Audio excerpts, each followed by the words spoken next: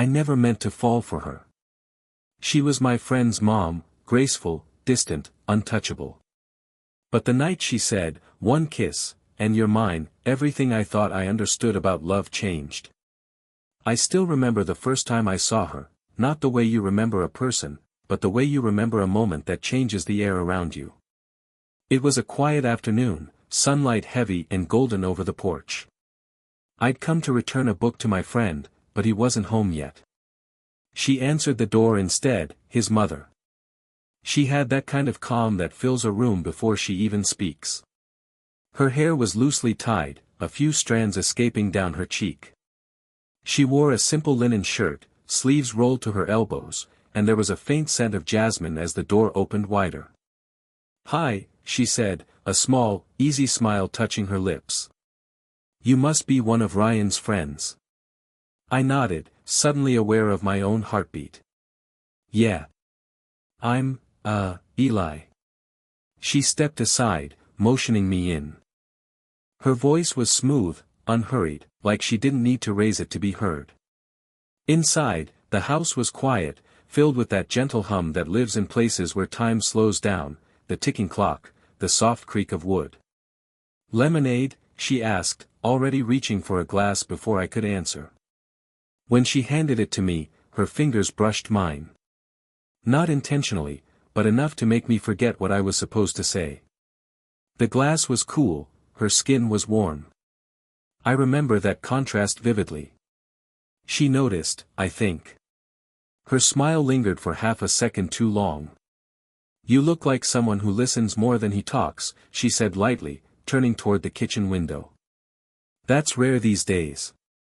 I didn't know how to reply, so I just smiled back, small, awkward, honest. For a while, we talked about nothing, the heat, her garden, the way time feels slower in this neighborhood. And yet every word seemed to stretch, filling the space between us with something unspoken. When Ryan finally came downstairs, the spell broke. But as we left, I glanced back. She was still standing by the window, one hand resting on the frame, watching us go. That image stayed with me longer than it should have. The quiet elegance of her presence. The way she seemed to see people, really see them. I didn't know it then, but that was the beginning. Not of love, exactly, just of something that would never feel entirely ordinary again. Dinner at Ryan's place was supposed to be just another casual night, pizza boxes, laughter, a movie we'd seen 100 times. But that night, something shifted. She joined us near the end of the meal, barefoot, her hair slightly damp from a shower.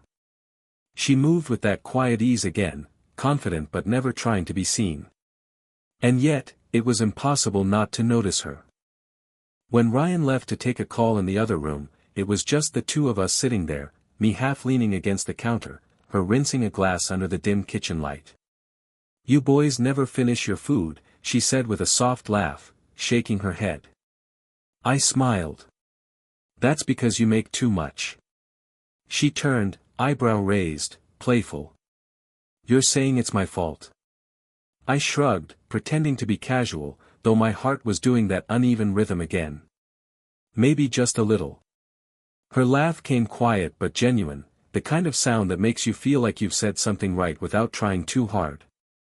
We ended up talking for a while, longer than either of us planned.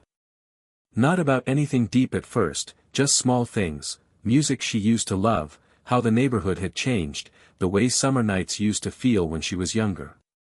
But then, the tone shifted, not by choice, but by the natural gravity of honesty. She said, almost absently, "It's strange, isn't it? How life starts to feel quieter once everyone grows up. You still hear the laughter, but it's all from memory." I didn't know what to say at first.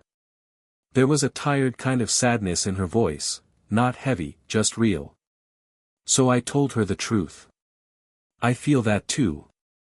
Like everything's moving faster than I can catch it." Her eyes lifted to mine, soft and searching. "You're too young to feel that already," she said gently. "But I understand." The silence after that wasn't awkward. It was the kind that feels like two hearts taking the same breath. When Ryan came back, the spell broke again. She smiled politely, thanked me for the conversation, and as I turned to leave, her hand brushed my wrist, brief, deliberate. "Thank you," she said quietly, "for talking like an equal." Her touch was light, but the meaning behind it lingered, a warmth that followed me out the door, into the night, and refused to fade. A week passed before I saw her again. I told myself it didn't matter, that what I felt that night was just a passing thought, a trick of atmosphere. But when I pulled up to Ryan's place one quiet afternoon, that illusion broke the moment I saw her. She was outside, kneeling by the garden, gloved hands working through the soil. The sun was low, spilling gold across her shoulders, catching in the strands of her hair. She looked peaceful, lost in her own rhythm, until she noticed me standing there. Her smile was small but immediate. "Eli," she said, brushing a strand of hair from her cheek. "You came back." I laughed softly. "Ryan left his jacket in my car.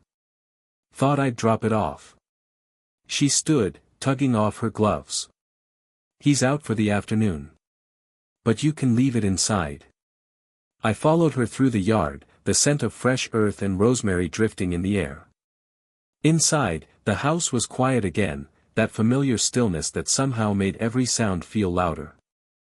She poured herself a glass of water, leaned against the counter, and asked, "So, how's the world treating you?"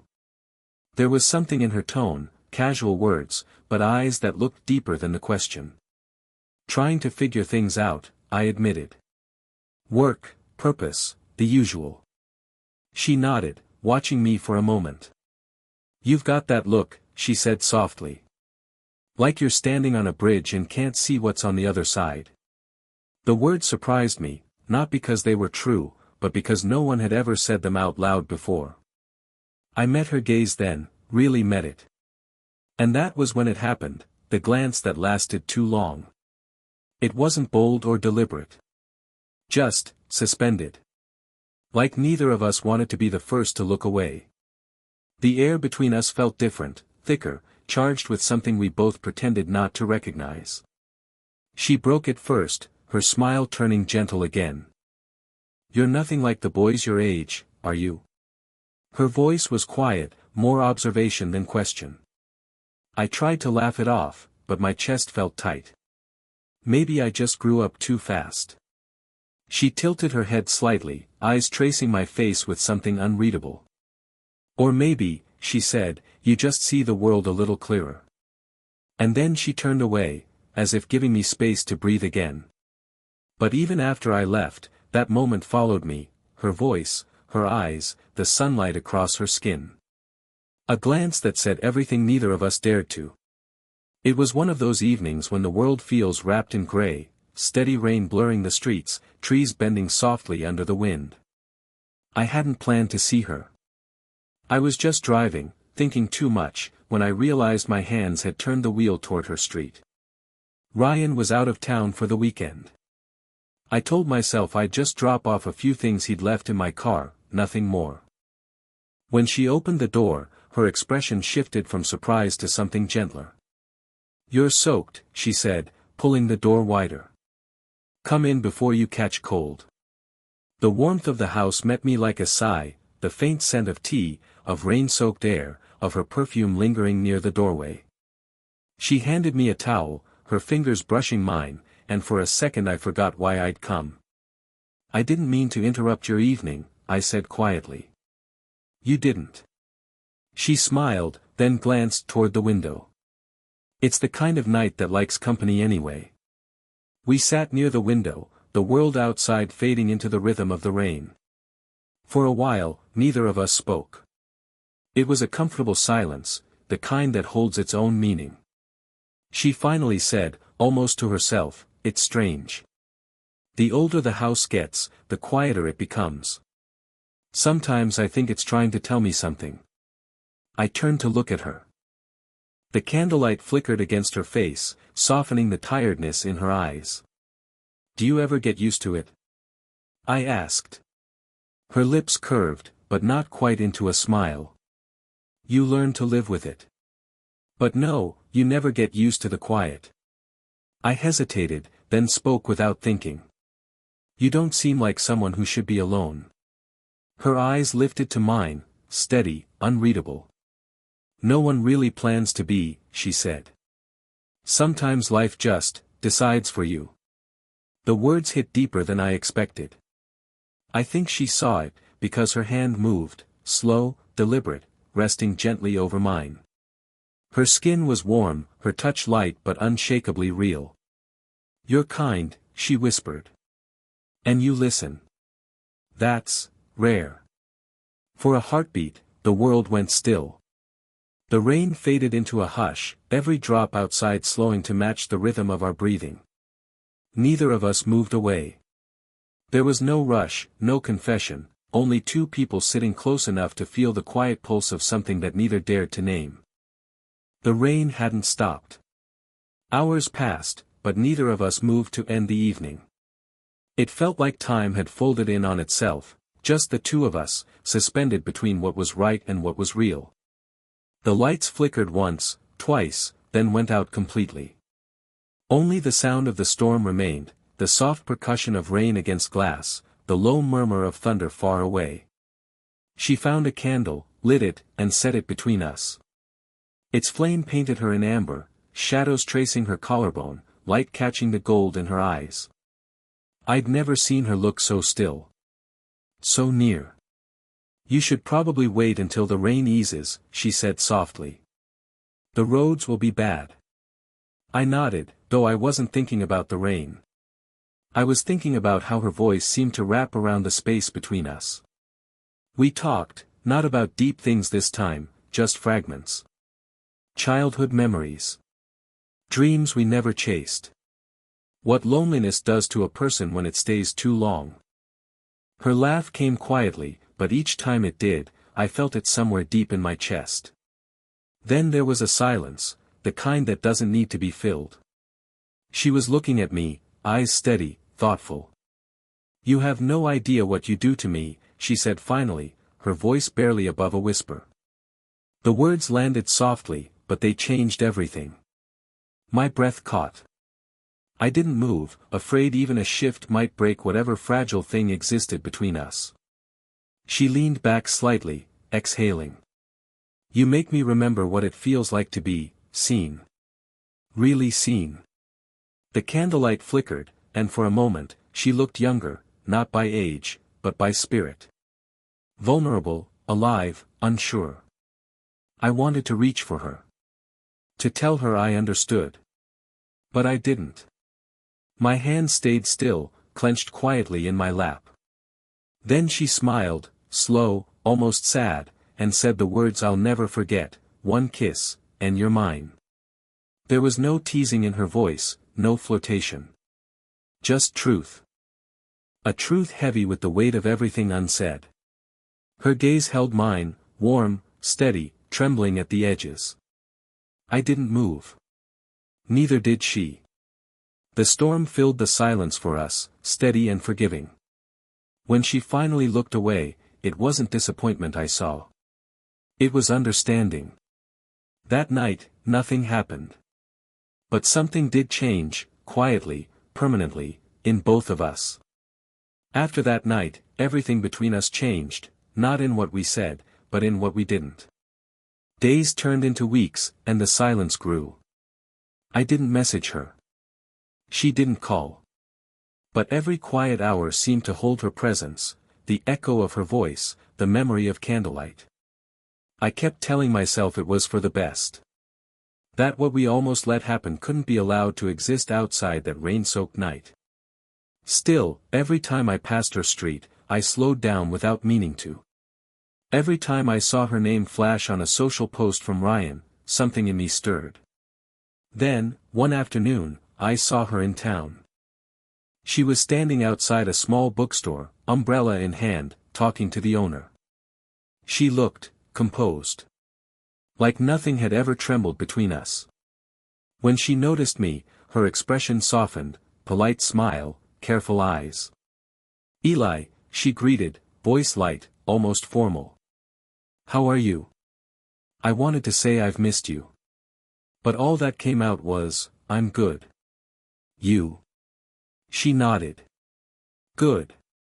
Then, after a pause, you're keeping busy. I laughed, though it sounded more like a breath. Trying to. For a moment, we just stood there, the city moving around us, people walking, cars splashing through puddles, and it felt like we were two ghosts from the same memory. When she finally turned to leave, she touched my arm briefly, a gesture so restrained, so measured, yet so full of meaning that it hollowed me out. Take care of yourself, she said. You're doing well, I can tell. Then she walked away, umbrella folding into the gray rain. That night, I couldn't stop thinking about her. Not in the way I used to, full of possibility and warmth, but in the way you think of someone who changed you quietly, permanently. I realized what hurt most wasn't losing her. It was knowing that what we shared had no name, no place in the world, only the fragile truth that two people once saw each other too clearly, too soon. The distance wasn't just miles or time. It was the space where everything we almost said still lived, waiting, whispering, unfinished, but unforgettable. It had been months since I'd last seen her. Seasons had shifted quietly, the long evenings of summer giving way to the pale calm of autumn. Somewhere along the way, the ache between us had softened.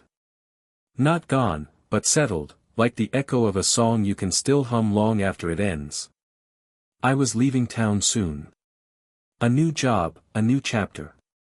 Ryan had already moved out, starting his own life miles away.